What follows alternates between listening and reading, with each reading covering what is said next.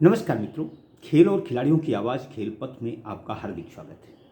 मित्रों, इंसान जैसे ही पद हासिल करने लगता है उसका रसूख बढ़ता जाता है। उसे तरह तरह की बातें करने की आज़ादी मिल जाती है। खेलों में विकास की बातें हमारे राष्ट्र के प्रधानमंत्री, राज्यों के मुख्यमंत्री, खेल मंत्री, खेल संचालक करते हैं, लेकिन ज़मीनी हकीकत क्या है? ये है हमारे देश की जनता आज़ादी के 75 साल से देख रही है। हमारा राष्ट्र खेलों में कई अरब रुपए खर्च कर चुका है, लेकिन ओलंपिक और विश्व स्तर की प्रतियोगिताओं में हमारी स्थिति क्या है, ये बताने की ज़रूरत नहीं है। 10 दिसंबर को भारतीय ओलंपिक संघ के चुनाव हुए थे। उस समय 5 महिलाएं भारतीय ओलंपिक संघ में चुनकर आईं। लगा कि भारतीय ओलंपिक संघ में खेल हित के काम होंगे, फर्जी एसोसिएशंस पर नकेल लगेगी, लेकिन ऐसा कुछ नहीं हुआ। उस दौरान संयुक्त सचिव चुनी गई उत्तराखंड की अलकनंदा अशोक ने कहा था कि हम लोग भारत को स्पोर्ट्स हब बनाएंगे, भारत को खेलों की बुलंदियों तक ले जाएंगे। अलकनंदा अशोक की बातों से लगा कि वाकई में अब भारत खेलों के शिखर पर पहुंचेगा, लेकिन उनकी बातों में सच्चाई इसलिए नज़र नहीं आती क्योंकि जिस उत्तराखंड के रास्ते वह भारतीय ओलंपिक संघ तक पहुंची, उन्होंने उत्तराखंड को क्या स्पोर्ट्स का हब बनाया? दरअसल सच ये है कि उन्हें अपने पति की उपलब्धियों, रसूख का अब तक फायदा मिला है। अलकनंदा अशोक उत्तराखंड के मौजूदा पुलिस महानिदेशक अशोक अग्रवाल की धर्मपत्नी है। अशोक अग्रवाल हरियाणा के पानीपत जिले के कुराना निवासी हैं। वह पहले उत्तराखंड राज्य बैडमिंटन एसोसिएशन के अध्यक्ष थे, लेकिन किसी शासकीय सेवक का, किसी संस्था का पद पर रहने का अधिकार नहीं होने के चलते उन्होंने अपना यह पद अपनी धर्मपत्नी को सौंप दिया है। यानी अलकनंदा अशोक का बैडमिंटन संघ में प्रवेश हो गया। मैंने बताया कि जब उपलब्धियां जुड़ती हैं तो जुड़ती ही चली जाती हैं, और खासकर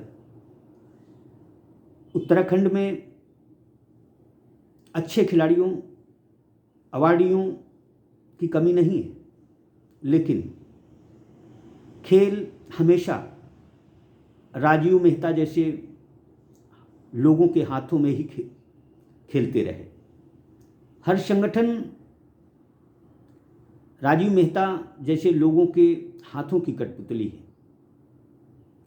हम आपको बता दें कि अलकनंदा अशोक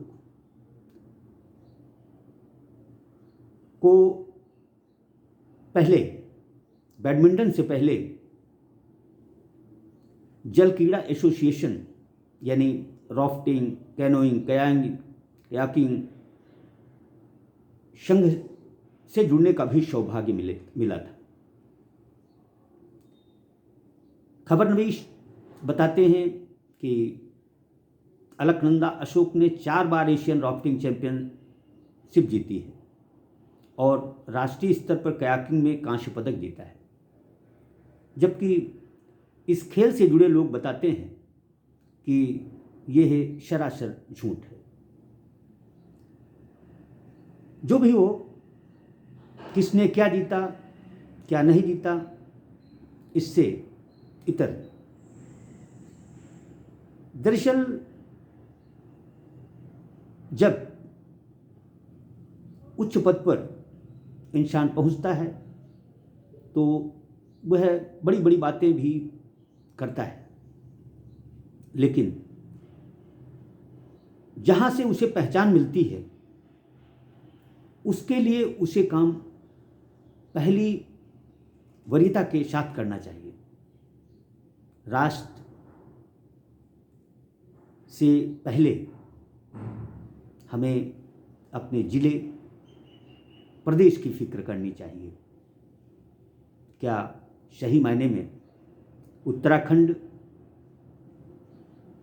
में खेलों के क्षेत्र में सब कुछ अच्छा चल रहा है? नहीं चल रहा है तो क्या अलकनंदा का यह दायित्व तो नहीं बनता कि सब कुछ अच्छा चले? राजीव मेहता पर कई आरोप लगे, उन पर शासकीय धन को खुर्द-बुर्द करने के भी आरोप लगे। क्या इसकी छानबीन या पूरी ईमानदारी से जांच नहीं होनी चाहिए? दरअसल देखा जाए तो भारतीय ओलंपिक संघ की नई कार्यकारिणी में बेशक सब कुछ अच्छा लगता हो, लेकिन सच ये है कि पुराने खेलनहारों ने ही इस नई कार्यकारिणी में अपने मोहरे फिट कर दिए हैं।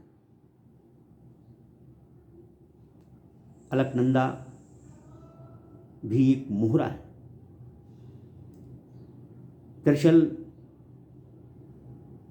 भारतीय ओलंपिक संघ से महासचिव का पद समाप्त कर दिया गया है। अब भारतीय ओलंपिक संघ में 2 संयुक्त सचिव हो गए हैं। अलकनंदा अशोक भी उसी में से हैं। जो भी हो, अलकनंदा अशोक को सबसे पहले उत्तराखंड की फिक्र करनी चाहिए। जिस खेल से वह जुड़ी रही हैं या जल क्रीड़ा में अपार संभावनाएं हैं, ईमानदारी से उस पर उन्हें काम करना चाहिए। यदि हमारा उद्देश्य या अलकनंदा जी का उद्देश्य ही सिर्फ कुर्सी हासिल करना है तो बात अलग।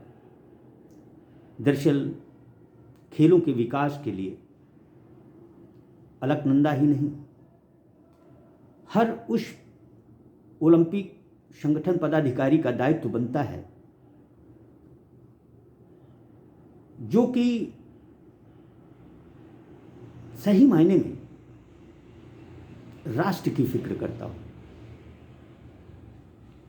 पीटी उषा की समूचे देश में इसलिए जय जयकार हुई क्योंकि बच्चा बच्चा जानता है कि वह खेलों के प्रति समर्पित है। यद्यपि पीटी उषा को भी खेलों के दंड फंद नहीं पता, वह चालाक नहीं है, जबकि किसी भी संगठन के पदाधिकारी को हरफन मौला होना चाहिए, जो कि पीटी उषा नहीं है। पीटी उषा को समय रहते सजग होने की ज़रूरत है, क्योंकि उनके इर्द गिर्द ऐसे लोग बैठे हुए हैं जो कि सिर्फ पद के लिए भारतीय ओलंपिक संघ से जुड़े हैं। इनका राष्ट्र खेलों के उत्थान में कोई न तो योगदान रहा है, न भविष्य में रहने की संभावना है। जय हिंद, जय भारत।